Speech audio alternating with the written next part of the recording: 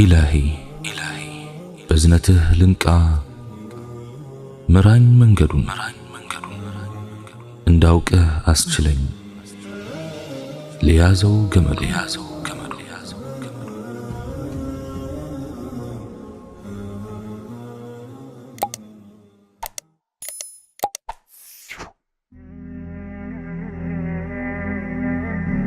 السلام عليكم ورحمة الله تعالى وبركاته.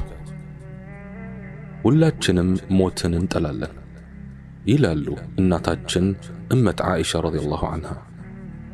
ሞትን መጥላት የሰው ልጅ ተፈጥሯዊ ባህሪ ነው። እኛ ደግሞ ከመጥላትም አልፈን እንፈራለን።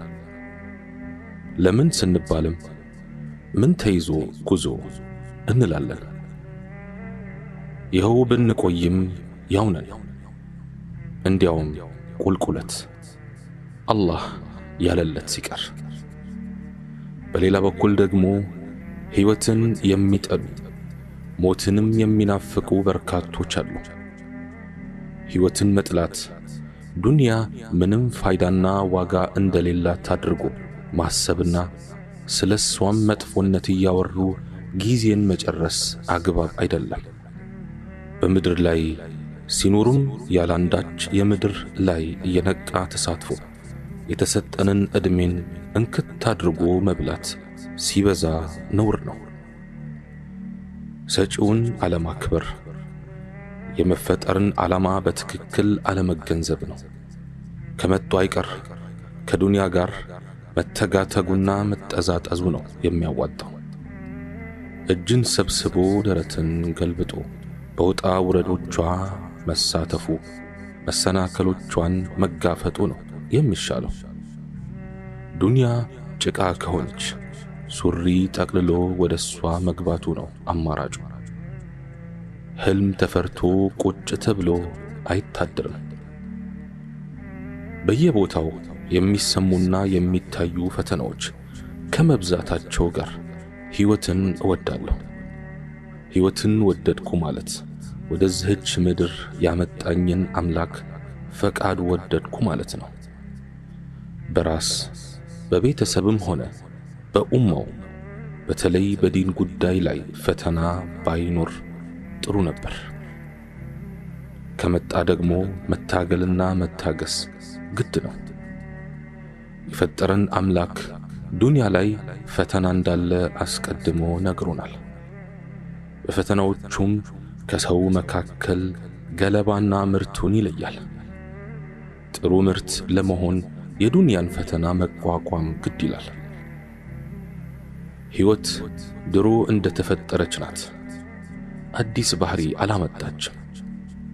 የቱን ያህል ብትመርም በገዛ ፈቃድ ስልጣንን መልቀቅ እንጂ ምድርን መልቀቅ አልተፈቀደም። ለዚህም ነው ራሱን አጥፍቶ የሞተ ሰው ጀነት በርሱ ላይ እርም ናት የተባለው። በጥቃቅኑም በትላልቁም ጉዳይ አለመኖርን መመኘት ራስ ወዳድነትና ቦቅቧቃነት ነው። ተፈትነው የሚያልፉት ለጀነት ብቁ ናቸው ተብሏል። እናም ሕይወትን አትፍራ ወዳጄ። ባይሆን ፈተናዋን ፍራና አምላክህ እንዲጠብቅህ እንዲያጠነክርህም በርትተህ ጸልይ። በመኖርህ የሚጠቀም ብዙ ሰው ይኖራልና በአንተ ምክንያት አንድ ሰው መስተካከሉ ከቀያይ ግመል ይበልጥልሃል ይላሉ ሐቢቢ። አዎን ስንኖር ለራስም ሆነ ለሌላ የማንጠቅም ከሆነ መኖር ዕዳ ነው ወዳጄ። እየቆጠረብህ ነውና ነቃበል። ተማሩ፣ አስተምሩ፣ ስሩ፣ ጣሩ፣ በርቱ፣ አሳምሩ፣ አስተካክሉ፣ አልሙ፣ አንጹ፣ ገንቡ። ነገ እንደሚሞት ሰው ለአኺራችሁ፣ ዘላለም እንደሚቆይ ሰው ለዱንያችሁ ስሩ። ትንሽ ኑራችሁ ብዙ አስመዝግቡ። ምድር በዒባዳ ከቆዩባት ወደ አላህ ታቀርባለች። ትናንት የሞተና ዛሬ የሞተ እኩል አይደለም። የአንድ ቀን ሶላት ልዩነት ራሱ ብዙ ነው። ወደ ኋላ የቀረው ቀድሞት ከሄደው በምንዳ ይበልጣል። መቆየት ደግ ነው፣ መኖርም ጥሩ ነው። ሕይወትንና ባህሪዋን የምንላመዳት ስንቆይባት ነው።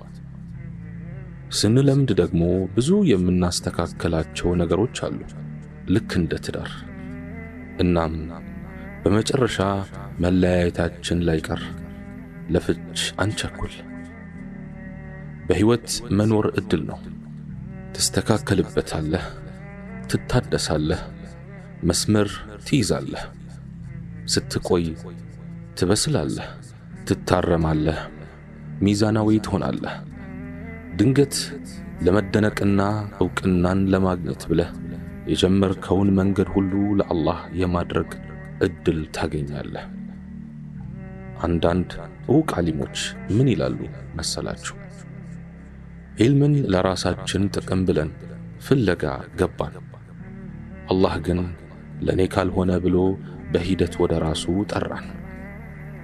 ያልቆየ ይህን አያይም። በሕይወት ከቆየህ በአላህ ፍቃድ እድገትህን ታያለህ። የልጅ ልጆችህን ትመለከታለህ። ሀብታም ሆነህ ብዙ በጎ ሥራ ትሠራለህ። ዓሊም ሆነህ በዙሪያህ ልጆች ሰብስበህ ታስተምራለህ። ለፍጥረታት መልካም ነገር ትተህ ታልፋለህ። ቸሩ ጌታችን አላህ ስብሓንሁ ወተዓላ ሌላ አዲስ ቀን ጨመረልን። አልሐምዱሊላህ። ስንነሳ ዝም ብለን አይደለም መነሳት ያለብን። ዛሬም ለመሻሻል ሌላ ዕቅድ ይኑረን። የትናንቱን ስህተት ላለመድገም እንጥራለን። ዛሬን ለመሻሻል እንቆርጣለን።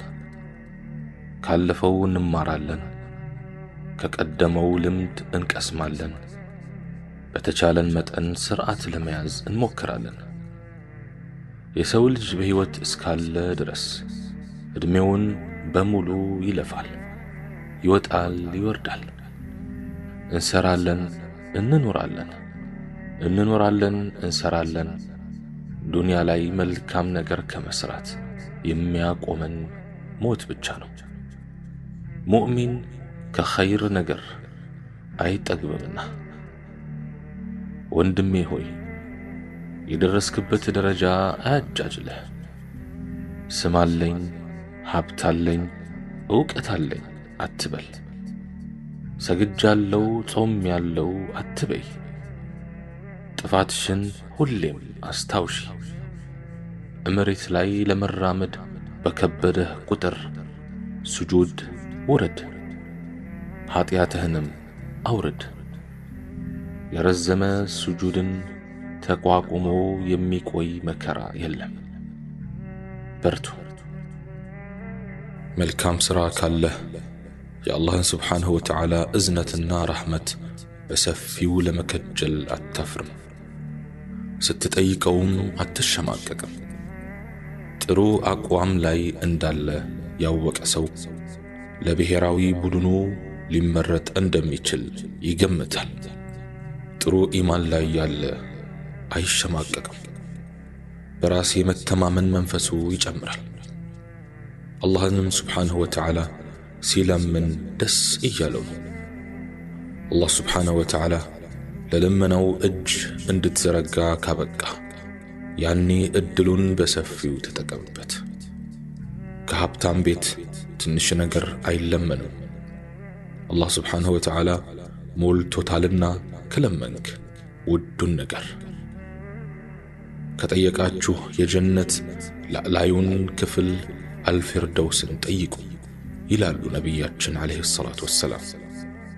ሶሓቦችም ተመኙ ሲባሉ ለምን ትላልቅ ነገሮችን ነበር የሚመኙት? አሕባቢ፣ ተሽሎ ለመገኘት አሁንም ትልቁ መፍትሄ መተኛት አይደለም፣ መንቀሳቀስ ነው። ስለሆነም ይህች ዓለም የሥራ መሆኗን አውቀን ዛሬውኑ አሁኑኑ ታጥቀን ልንነሳ ይገባል። በዚህች ምድር ላይ ሲኖር ሰነፍ፣ ድሃ፣ መሃይም አሊያም ሌላ ነገር መባልህን ከፈራህ ከተራ ሰዎች መካከል መመደቡ ከቀፈፈ በርትተህ ስራ። ያለህበትን ሁኔታ መቀየር የምትችለው አንተ ብቻ ነህ። ሩቅ ካሉ ሀብታም ዘመዶችህ በላይ ከትከሻህ ጋር ተያይዘው ያሉ እጆችህ ላንተ ቅርብ ናቸው። አንዳንድ ጊዜ ምን እንደምንሰራና የት እንደምንሄድ ሁሉ ይጠፋብናል። የዚያ አይነቱን ስሜት ለማምለጥ ካልፈጠን እስር ቤት እንደገባን እንወቅ። ምንም ሳንሰራ ጊዜው ይሄዳል። አንዳችም ሳንጨምር ቀኑ ይመሻል። ምን ልስራ ብለህ አትጨናነቅ። ብቻ ስራው ሐላል ይሁን እንጂ ምንም ስራ። ማንበብ፣ መጻፍ አሊያም ሌላ ነገር ሊሆን ይችላል። አንተው ከስራ ርቀህ ስራ ጠፋ አትበል። የሰውን ልጅ የሚለውጠው እንቅስቃሴው ነው። ሐረካ በረካ አለው ይባላል። ሰውም የሚጨምርልህ ይህን ያህል አለኝ ስትለው ነው። ወዳጄ ሆይ እስልምና ቅድሚያ ወደሱ ለመጡት ሰዎች ቦነስ አለው። ለሰሩትና ላልሰሩትም የክፍያ ዋጋ አበላልጧል። ለመጀመሪያው የሰላት ሰልፍ ትልቅ ዋጋ እንደሰጠ ሁሉ ለቀዳሚዎቹ ተዋናዮች ዋጋ ሰጥቷል። ኢማም ሊሆን የቻለው በእውቀት ስለበለጠ ነው። በሐይም በሰዎች መካከል እያለ እንደሌለ የተረሳው ስላልተማረ ነው። በሶላት ሶፍ ኋላ ላይ ስትታይ እንደሚያሳፍርህ ሁሉ በሕይወት ሰልፍም ከኋላ ላይ አትገኝ። ሁሌም ከሕይወት ምርጥ ውሎች ላይ ተገኝ። ከትላልቅ የዲንና የእውቀት አውድማዎች አትቅር። ከመሃል መገኘትም አንድ ነገር ነው። ብቻ ከኋላ አትሆን። ወዳጅ ግብ የሌላቸው የምንላቸው ዓላማዊ ሰዎች እንኳን ምትክ የሌላትን ነፍሳቸውን እጅግ ለሚገርም አደጋ ሲያጋልጡ እያየን ነው። ገደላ ገደል ይወጣሉ፣ ከሰማይ ይወረወራሉ። እኛስ ይህችን ነፍሳችንን ለመልካም ነገር ማዋል ያቃተን ለምን ይሆን? በዚህች ዓለም ላይ የማንችለው ነገር የለም ያሉ ሰዎች በርግጥም ተአምር ሲፈጥሩ እያየን ነው። እንችላለን ያሉት ጨረቃ ላይ ወጥተዋል። አያቅተንም ያሉት ጠፈር ላይ አርፈዋል። እኛ ግን ትንሹን ነገር እንኳን አንችልም ብለን ተቀምጠናል። እናም አልችልም አትበል፣ ተነስና ሞክር። እስከ መቼ የሌሎች አድናቂ ሆነህ ትኖራለህ? እስከ መቼስ ተከታይ እንደሆንክ ትዘልቃለህ? እስከ መቼስ የሰውን ኑሮ ትኖራለህ? በምድር ላይ ብዙ ዓመታትን ኖረህ አሻራህ ሳያርፍባት ማለፍህ ያሳፍራል። በመሬት ላይ ተገኝተህ ፋናህ ሳይታይ መሄድህ ያሳዝናል። ዓለም ላይ የብዙ ሰዎች ስም ተነስቷል። ያንተስ በምን ይነሳ? የበርካቶች ስብዕና ተወስቷል። ያንተስ በምን ይወሳ? ለብዙዎች የሕይወት ታሪካቸው በመጽሐፍም በፊልምም ተሰርቷል። ያንተስ ምን ተብሎ ይሰራ? አልችልም አትበል፣ እችላለሁ በልና ከራስህ ጋር ሙግት ግጠም። ጎበዝ ከሆንክ ወደ ጓዳ ተመልሰህ ልጆችህና ሚስትህ ላይ ከምትጮህ ዱንያ ፊት ሂድና ጮህባት። የምሬን ነው አንላቀቅም በላት። የቱን ያህል ብታንገላችኝም ላንቺ እጅ አልሰጥም ብለህ አንቧርቅባት። ሰውስ ከሆንኩና የምመኘውን እስካሳካ ድረስ በቁርጠኝነት ፋልምሻለሁ ብለህ ቁርጡን ንገራት። ሕይወት እንደ ወራጅ ወንዝ ናት። ሁሌም ያለማቋረጥ ትፈሳለች። ማንንም ቆማ አትጠብቅም። ማንም ደግሞ የሚያቆማት አይደለችም። ይህን ካስተዋልን መፍዘዝ እንደማያዋጣ እንወቅ። ህልም አለኝ ያለው የጥቁሮች መብት ተሟጋቹ ማርቲን ሉተር ኪንግ ህልሙን ለማሳካት 100 ዓመት እንኳን አልፈጀበትም። ነፃነትን ህልሙና ዓላማው አድርጎ የተነሳው ማንዴላ ያለመውን ለማሳካት 50 እንኳን አልዘገየም። ትላልቅ ዓላማዎች ከትናንሽ ሐሳቦች ይወለዳሉ። እኛስ ጥሩ ነገርን ሁሉ ህልማችን ብናደርግ ምን ችግር አለው? አይሳካላችሁም አርፋችሁ ተቀመጡ ያለን ማን ነው? አይደለም የዱንያ ላይ ስኬትን ጀነትንስ ህልማችን ብናደርግ ምን ያስፈራናል? እርግጥ ነው ያለንበት ሁኔታ ከተመቸን፣ ድህነታችን ከወደድን፣ ዲን አለማወቃችን ደስ ካለን ዓላማ አይኑረን፣ ህልም አናልም፣ ብሩህ ተስፋም አይታየን። ካልሆነ ግን ሌሎች ባይሉም እንኳ አንተ እንዲህ በል፣ ህልም አለኝ፣ ዓላማ አለኝ፣ ጥሩ ሙስሊም የመሆን ህልም አለኝ፣ ደስተኛ ኑሮ የመኖር ህልም አለኝ፣ ኢማንን በእጄ የማስገባት ህልም አለኝ፣ እስልምናንና ሙስሊሙን እስከ ሕይወቴ ፍጻሜ የማገልገል ህልም አለኝ፣ ሶሐቦችን የማግኘት ህልም አለኝ፣ ታላቁንና ተወዳጁን ነቢይ ዓለይሂ ሰላቱ ወሰላም የማየት ህልም አለኝ፣ ጀነት የመግባት ህልም አለኝ፣ አምላኬን በማየት የጀነት ሁሉ የበላይ የሆነውን ጸጋ የማሳካት ህልም አለኝ። ቢኢዝኒላህ ህልሜን ሳላሳካ አልሞትም።